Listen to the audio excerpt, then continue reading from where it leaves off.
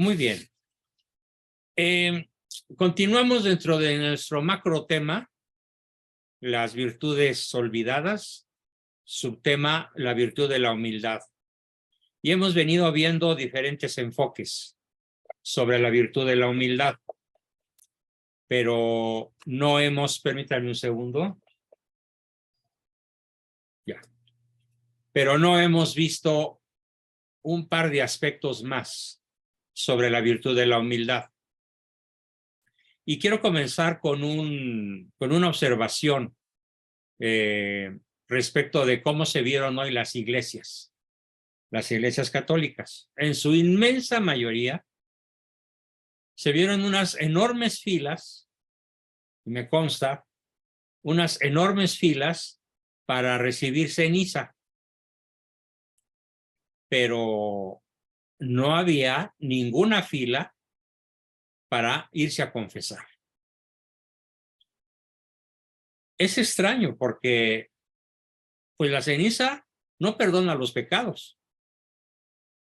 Recibir ceniza y reconocerte como un mortal, que volverás al polvo de la tierra en el sentido corporal, mientras que tu alma va a tener el destino eterno que tú hayas escogido, pues es un hecho que marca una sociedad que es católica, dice él que es católico. Lo católico es recordar que la iglesia es muy benigna en sus mandamientos cuando exige comulgar y confesarse por Pascua Florida una vez al año. Oblígate a confesarte una vez al año. ¿Por qué? Porque hay que reconocer humildemente que es una petición de la iglesia. La confesión una vez al año por Pascua Florida está dentro de lo que son los mandamientos de la Santa Madre Iglesia. Así que comencemos por platicar brevemente sobre la humildad en la confesión. Y para los que fueron a tomar ceniza pero no a confesarse, pues les recuerdo que la toma de ceniza no borra los pecados. Es un acto de piedad, pero hasta ahí. También puede considerarse un acto de humildad, pero hasta ahí. No es realmente la forma de pedir perdón y de reconciliarse con nuestro Señor. Por eso es tan importante la humildad en la confesión. Aun conociendo la misericordia de Dios y los efectos que produce en el alma, regresarla al estado de gracia, un aspecto muy difícil, sobre todo en la sociedad posmoderna, es humillarse ante Dios y hablarle a Él de todos nuestros errores, pero a través de alguien que puede ser un pecador, como es el sacerdote. Parece que siempre al hacerlo buscamos, cuando vamos a confesarnos, lo digo aquí como psicólogo, he platicado con muchísimas personas a lo largo de décadas que tienen pena de ir a confesar sus errores, porque parece que al hacerlo buscamos justificarnos, como queriendo decir, no fue mi culpa o no tuve la intención de hacerlo, o buscamos, cuando nos confesamos mal, porque es una mala confesión, buscamos de alguna manera no quedar mal ante el sacerdote y sobre todo cuando es una persona a la que conocemos. La conocemos porque la saludamos al salir de misa, la conocemos porque pues ya nos confesamos con él 50 veces, la conocemos porque celebra la misa dominical a la que asistimos y nos da pena decirle pues que estamos reincidiendo en lo que siempre confesamos. Y aquí es donde dice Santa Teresa que con Dios, a Dios no se le puede engañar. Él conoce el fondo de nuestro corazón. Dice, por otra parte, que la humildad verdadera, aunque el alma se reconozca ruin y nos aflija ver lo que somos y sintamos verdaderamente que somos grandes pecadores, no viene con alboroto ni desasosiego el alma, ni la oscurece ni le causa sequedad. Más bien goza de ello con quietud, con suavidad, con luz. El verdadero confesor, el que verdaderamente se confiesa, pues le duele lo que ofendió a Dios, pero le ensancha el corazón su misericordia. Tiene luz para humillarse y alabar a su majestad porque nos soportó tanto.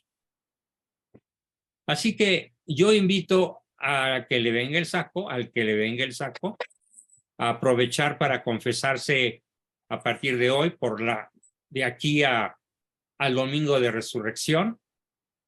Pues tenemos más de 40 días, un poquito más de 40 días, para que cumplamos con ese mínimo exigir de la Iglesia, que vayamos con toda humildad a reconocer nuestros pecados ante un probable pecador, porque es Cristo el que instituyó el sacramento de la reconciliación, que así se llama ahora, aunque cuando pues yo era niño y joven se llamaba la confesión. No tengo ningún empacho en aceptar la nueva nomenclatura, por supuesto. Y una vez que entendemos la grandeza de la propia humillación ante Cristo, cuyo representante legítimo es el sacerdote que nos da la absolución, vamos a sentir ese ensanchamiento del corazón en la misericordia de Dios. Quien tiene luz para aquel que se humilla y aquel que se alaba a la majestad que nos soportó tanto antes de ir a confesarnos. Así que es una exhortación. Perdón, voy a silenciar al grupo.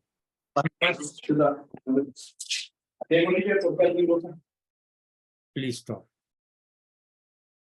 Les ruego que no me obliguen a estar silenciando al grupo porque me distrae mucho.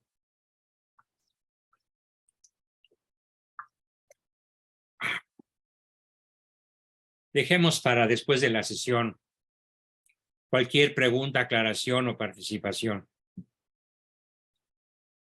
Bien, continuando con la exhortación que Santa Teresa de Jesús nos hace, nos recuerda que, y la leo textualmente, porque la verdad es que en su libro de la vida, Santa Teresa es insuperable.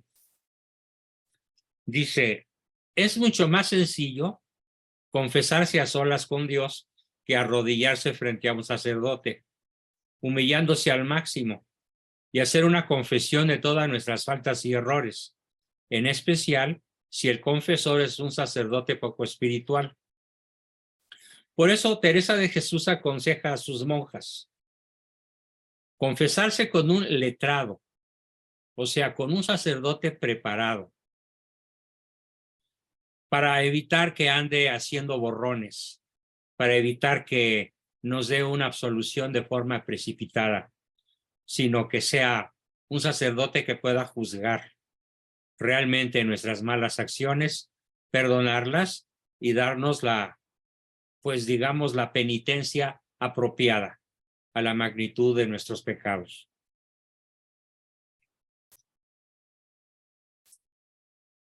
Y continúa ella diciendo que la humildad en la confesión involucra no dar importancia, ninguna importancia, a lo que el confesor pueda pensar de nosotros.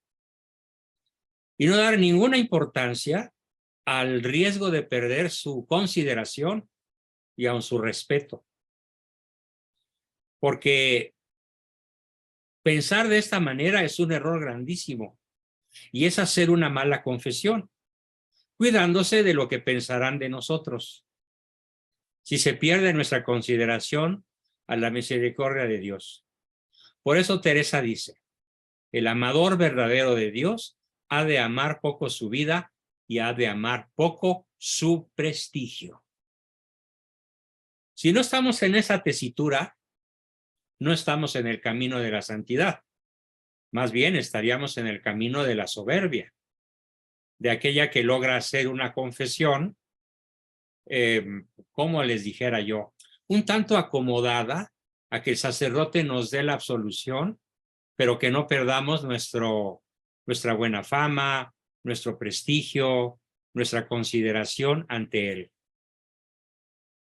Teresa, en su libro de Fundaciones y en su libro de la vida, es terriblemente crítica, y conste que ella está considerada como probablemente una de las doctoras más brillantes en la historia de la Iglesia, con una literatura verdaderamente formidable.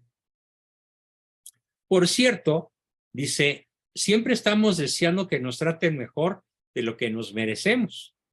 Queremos que nos miren como personas buenas. Buscamos que los confesores nos miren como personas santas y nos arrodillamos contritos en el templo. Pero aquí viene su crítica. Nos arrodillamos no para Dios, sino para que otros nos vean arrodillados. Contra esto, sigue con su recomendación y la vuelvo a citar entre comillas. Hagan oraciones, dice. Caminen con humildad.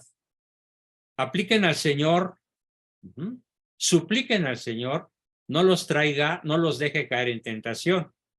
Que cierto que al no haber esta señal es que andan en ella. Mas andando con humildad y procurando saber la verdad, sujétate al confesor y entonces así serás fiel al Señor.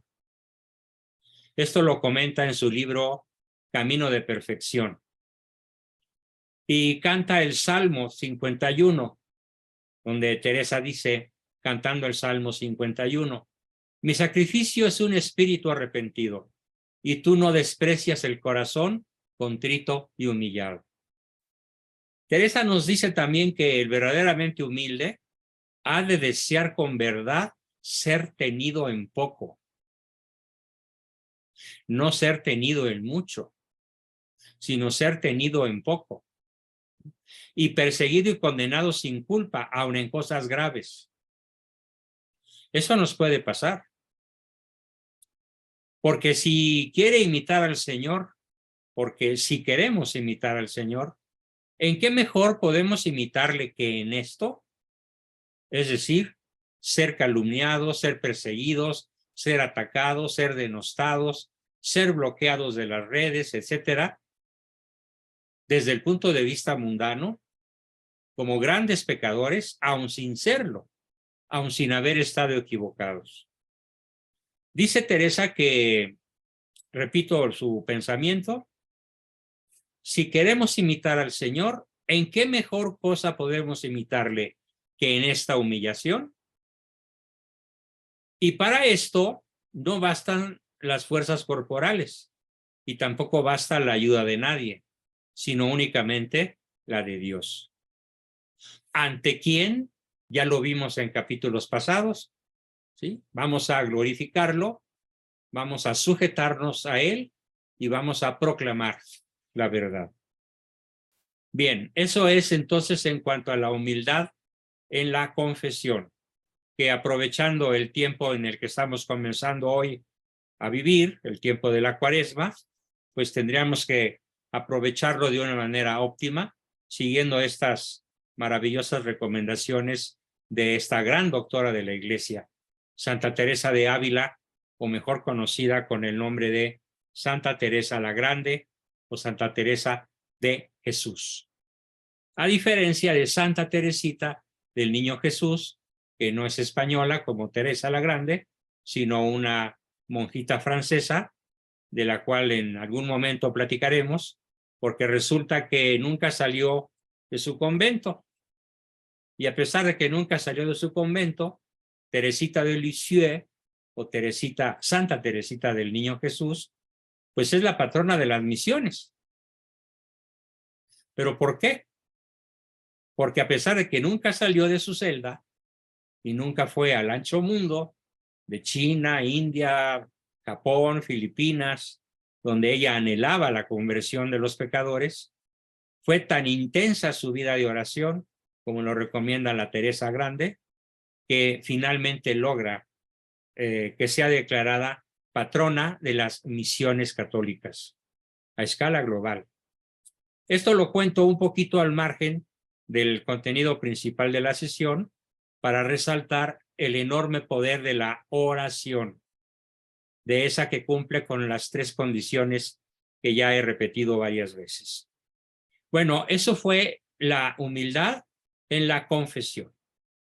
Y ahora, en el resto de la sesión, vamos a platicar de otro tema muy relacionado con lo que estamos viendo, que es la humildad de Cristo, a la vez que la humildad ante Cristo. ¿Qué es la humildad de Cristo? ¿Cómo podemos platicar acerca de la humildad de Cristo? Bueno, pues el medio más eficaz para persuadirnos de abrazar esta virtud es la consideración de la humildad de Cristo, de Él como persona humana, ya que Él, como afirma Santa Catarina de Siena, otra extraordinaria santa, encontramos, en este caso italiana, encontramos la fuente siempre permanente, la fuente siempre viva de la humildad. Santa Catarina de Siena, cuando le preguntan ¿y quién es Cristo?, contesta de esta forma: Cristo es la fuente siempre manante de la humildad. Y bueno, Jesús mismo nos dice: aprended de mí, que soy manso y humilde de corazón. Mateo 11:29. Entonces, en ese versículo, Cristo nos está ofreciendo como paradigma en la práctica de la humildad. Él se está ofreciendo como tal. El cierto laudable rebajamiento de sí mismo, del que hablaba Santo Tomás de Aquino, será el rebajamiento que el Señor nos pide a ejemplo suyo. Y claro, suena bien no andar de presumido, suena bien no hacer alarde de nada, suena bien el considerarse, como lo decíamos el lunes, conscientes de nuestras culpas, de nuestros errores ocultos y conscientes a la vez de las cualidades, talentos, virtudes y dones de las personas con las que tratamos. Y el resultado de esta doble actitud, pues es ese cierto rebajamiento que el Señor nos pide para seguir su ejemplo. Continuando concretamente con la humildad de Cristo, pues veamos cómo se nos ha manifestado de muy diversas maneras y en muy diversas ocasiones. Yo quisiera comenzar hablando sobre la humildad de Cristo con el misterio de su encarnación. Es decir, Él se encarna como todo hombre, como toda persona. Empieza por una fecundación hecha por el Espíritu Santo en el seno de María Virgen.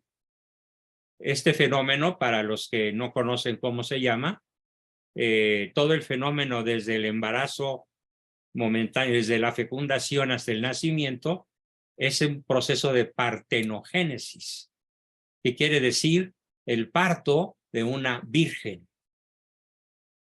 Partenogénesis. Entonces la virgen es sujeta de partenogénesis, desde el momento de la concepción, desde el momento de la más adecuadamente dicha encarnación de Cristo hasta su nacimiento. Y platicando sobre lo que nos comentan diferentes autores, creo que vale la pena continuar con Santa Teresa, quien nos dice, y hago un resumen de sus 3 libros, del libro de la vida y del camino de perfección y de algún otro que por ahí cité.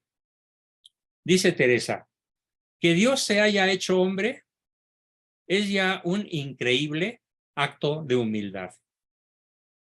De ahí que cuando San Pablo quiso exhortar a los filipenses a la práctica de la virtud de la humildad, no encontró mejor modelo para proponerles que la voluntaria humanización de Cristo, su voluntaria encarnación. quien siendo de condición diversa, absolutamente superior, como Dios, no tuvo, o sea, como que renunció al rango que lo igualaba a Dios. Se abajó, se rebajó al nivel de la criatura humana. Y siguió todo el proceso de indefensión de la niñez más tierna, de la niñez mediana, de la niñez avanzada, de la adolescencia. Y es hasta su adultez, 30 años, cuando él salga a la vida pública. Así que, repito el concepto teresiano, siendo de condición divina, no retuvo celosamente el rango que lo igualaba a Dios. No solo, pues, no lo conservó, al contrario, se despojó de sí, se vació en cierta forma de sí mismo, asumiendo la condición humana, y no solo la condición humana, sino la condición de siervo, de servidor, en todo semejante a los demás. Como se ve, el apóstol Pablo no solo se refiere al hecho de la encarnación en la epístola a los Filipenses, sino que subraya el modo de la misma. Subraya San Pablo el modo en el cual ocurre la encarnación. Porque San Pablo quiere destacar aún más la ejemplaridad del Señor encarnado, hecho hombre. Qué tremendo impacto de humildad. El Verbo se despojó, no por cierto de su naturaleza divina, sino de su condición divina, preexistente a la encarnación. Se despojó de la gloria que su naturaleza le reportaba. Se despojó de la igualdad de trato con Dios que Jesús habría podido reivindicar y no reivindicó en su condición humana. Lejos de querer que su divinidad se manifestase permanentemente y lejos de manifestar que sus prerrogativas fuesen necesariamente reconocidas por todos, llevó su abajamiento hasta elegir el humilde camino de la sumisión y la obediencia. A mí desde chico, se los platico como algo personal, nunca dejaba de asombrarme cuál era la constante de Cristo que le decía al ciego, al sordomudo, al paralítico, al resucitado, a Lázaro, por mencionar solo 5 o 6 de sus milagros más extraordinarios. ¿Qué les decía? ¿Recuerdan? No te lo cuentes, no se lo cuentes a nadie. No se los digan a nadie. ¿Por qué? Porque como dice Teresa, no quería manifestar su divinidad de manera permanente. No quería que sus prerrogativas fuesen reconocidas por todos, sino que por el contrario, llevó su abajamiento hasta elegir el humilde camino de la sumisión y la obediencia. San León Magno, uno de los papas más extraordinarios de la historia humana, San León Magno habla de la humana humilitas, de la divina majestad, van juntas. La humana humilitas con la divina majestad, unidas en una sola y misma persona. Qué tremendo ejemplo para nosotros entonces, el poder seguir a Cristo.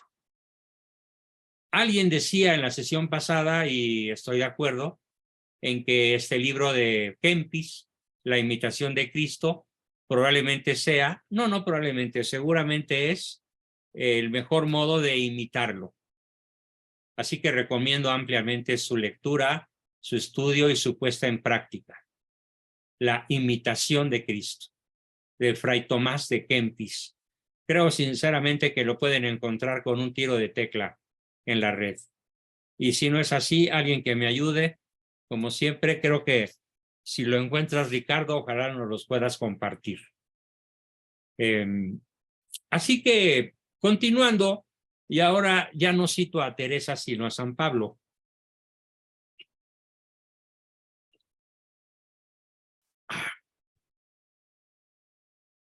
Dice San Pablo, el ejemplo de Cristo me sirve, dice San Pablo, para esclarecer el sentido de la humildad fraternal al que yo me había referido anteriormente, está hablando San Pablo, en mi exhortación a los filipenses.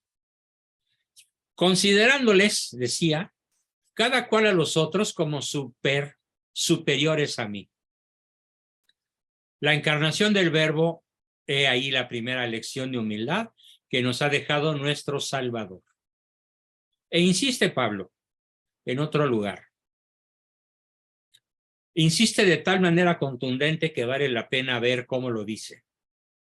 Dice, la encarnación del Verbo. He ahí la primera lección de humildad que nos ha dejado nuestro Señor. Perdón, me estoy repitiendo, no. Lo que quería decir es, vosotros conocéis la liberalidad de nuestro Señor Jesucristo. Cómo de rico se hizo pobre por nosotros, a fin de que nos enriqueciéramos con su pobreza. Lo dice en la segunda a Corintios, versículos 8 y 9.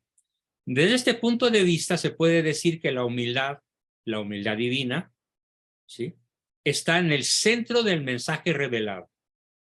Repito, ¿cuál es el centro del mensaje revelado? La humildad divina. Es el núcleo del carisma, es el núcleo del misterio. En el misterio del Emmanuel, del Dios con nosotros, Emmanuel, del Dios hecho uno de nosotros, gracias al cual se hace posible el encuentro entre la plenitud de la divinidad y la nada de la criatura. Y es en esa unidad en donde se patentiza la plena justificación de la humildad, por cuanto dicha virtud encuentra aquí no solo su principio y su doctrina, sino también su perfecto arquetipo. ¿Qué es un arquetipo? Un arquetipo es un modelo arcaico. Arque de arqueo. Arquetipo. Un modelo arcaico, un modelo antiquísimo, pero insuperable y único. Esto quiso decir Jesús, significarnos al decir, aprended de mí que soy manso y humilde de corazón. Con estas palabras se nos muestran justamente como doctor de la humildad, como un doctor de la humildad y como un practicante de la humildad. Es decir, no solamente enseña, no solamente pontifica, no solamente ilustra, informa, exhorta, sino que vive la humildad como nadie más en la historia de la humanidad lo ha hecho. Por eso, cuando hablamos de Cristo, yo creo que es muy conveniente entender algo que yo alego con mucha frecuencia y aprovecho este marco para hacerlo. Cristo estuvo, está y estará entre nosotros. Una vez que se encarnó, ya no se desencarna. Cristo, entonces, en esos momentos, y no me refiero al Cristo del sagrario, al Cristo hecho hostia consagrada, me refiero al Cristo que se encarnó, que creció en el vientre de María, que salió a la vida física, que creció, que estuvo entre nosotros, predicó, murió, resucitó y sigue vivo en el cosmos, en la creación. Porque su cuerpo glorificado ascendió a los cielos y ocupa un lugar en el espacio. Y no solo, ocupa un lugar en nuestra historia, en la historia humana. Y el principal lugar que tenemos que reconocerle es la humildad. Si pudiéramos reducir a diversos personajes a una sola palabra? Pues, por ejemplo, podríamos hablar de el carnicero Lenin, el carnicero amarillo Mao Zedong, el lobo estepario Stalin, el presidente comunista Lázaro Cárdenas, el perseguidor de la iglesia por excelencia Plutarco Elías Calles, el vendepatrias magnífico Benito Juárez, y así podríamos continuar. ¿Cuál sería entonces el principal mote de Cristo? Cristo, modelo de humildad. Básicamente, pero es un modelo de humildad que está entre nosotros, que se quedó entre nosotros y que acepta, que pide, que reclama que con la máxima frecuencia posible vayamos a postrarnos ante Él en un acto de adoración porque nos ama.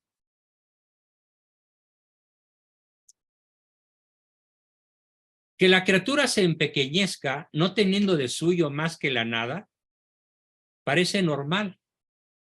Sí, parece normal que nosotros, que somos criaturas, nos volvamos pequeños o nos reconozcamos pequeños.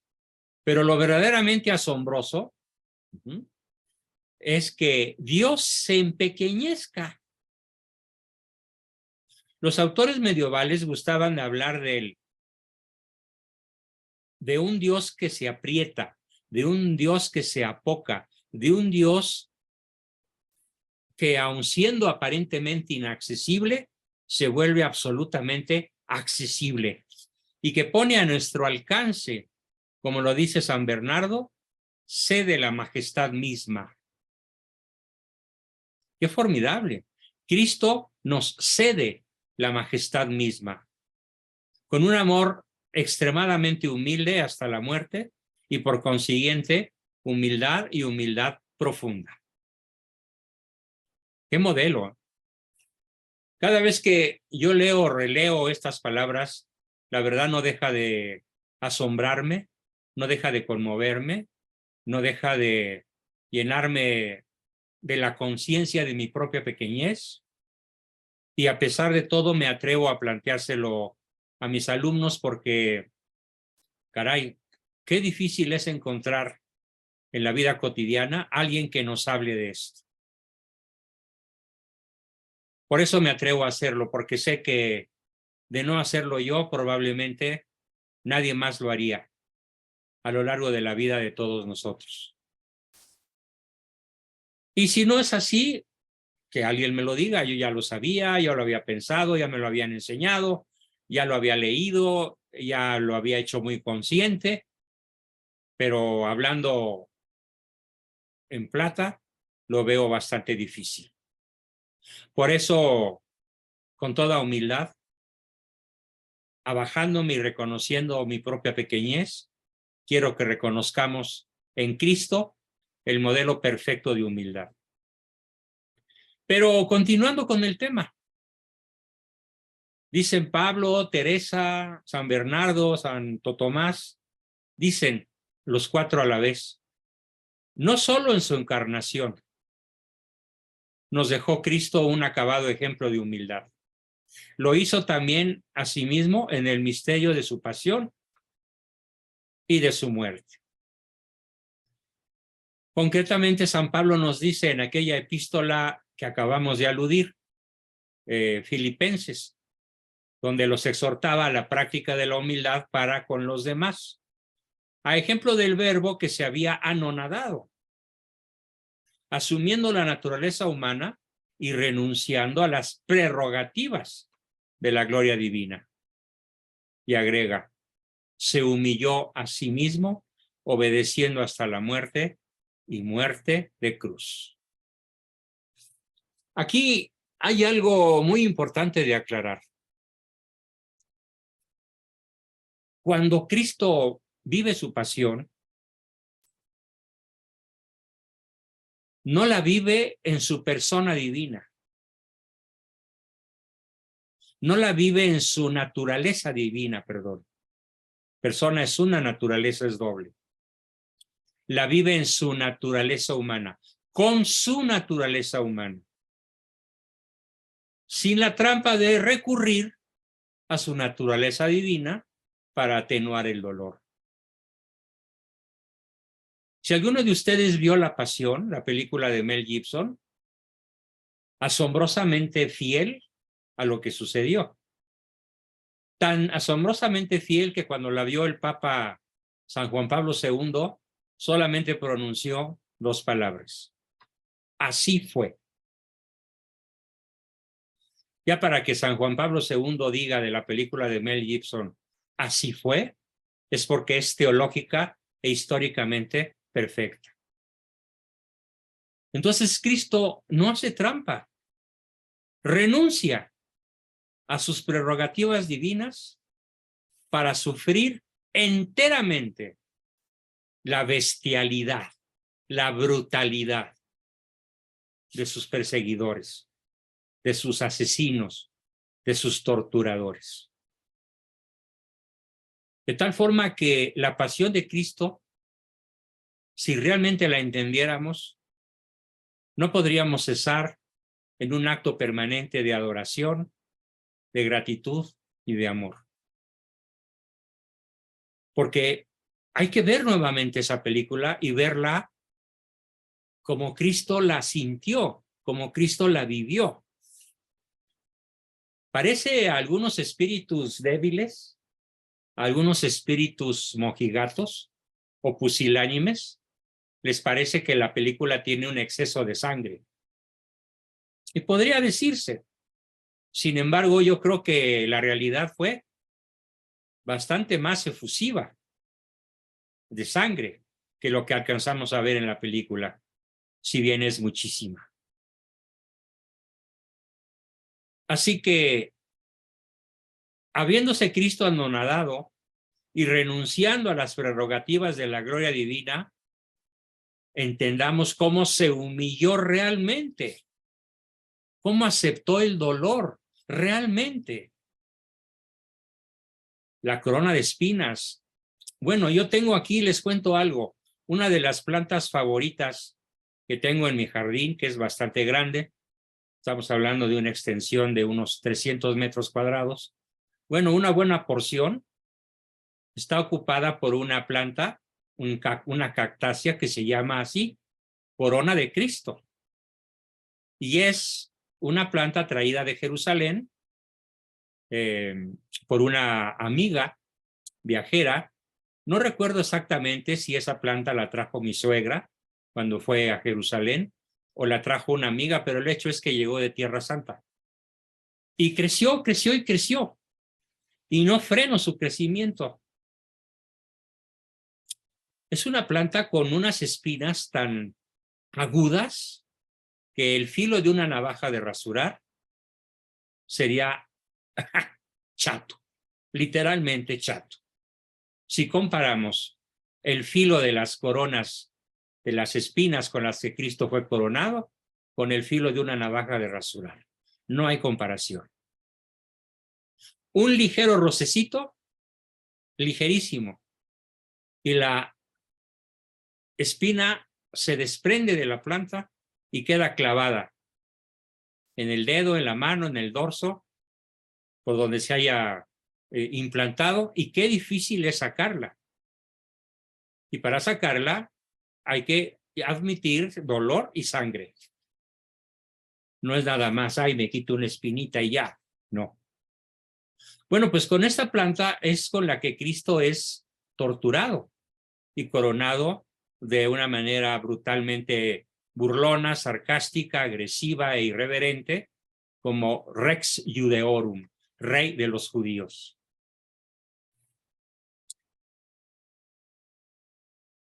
Y además, continuando con lo que dice Pablo al respecto. En el huerto de Getsemaní, donde la totalidad de los delitos del género humano se acumularon sobre Cristo. Repito, ¿qué dice San Pablo? Hay que entender que en el huerto de Getsemaní donde la totalidad de los delitos del género humano se acumularon sobre Cristo, cual si él los hubiese conocido. Y esto lo hace quien no conoció pecado.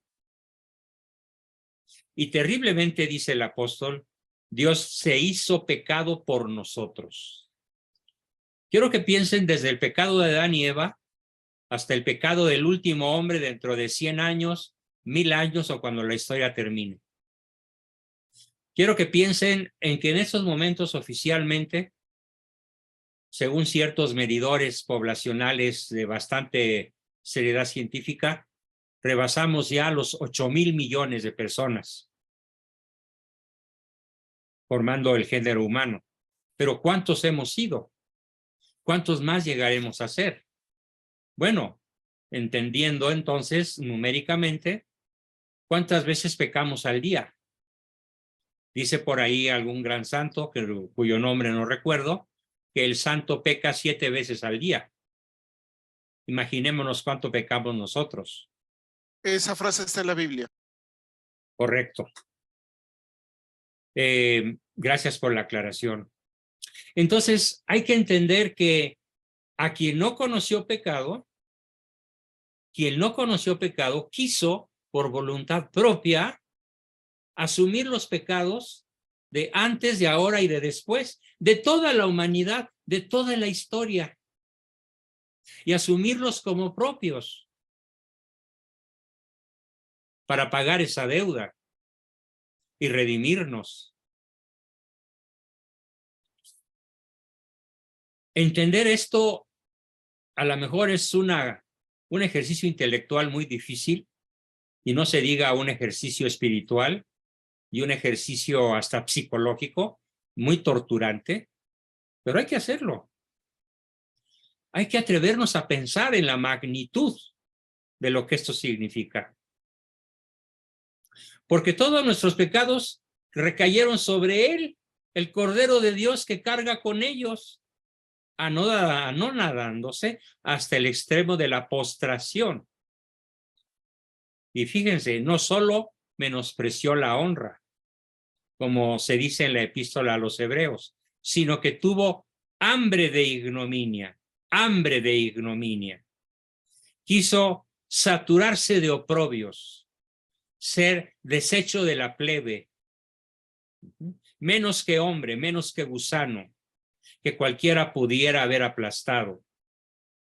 ¿No sería entonces lícito decir que junto con aquella humildad de sujeción a la que nos hemos ya referido, hizo también suyo voluntariamente la humildad de la abyección propia de los pecadores por solidaridad con nosotros? Pues sí. La respuesta a esta pregunta es sí. Él no conoció ni la sombra del pecado.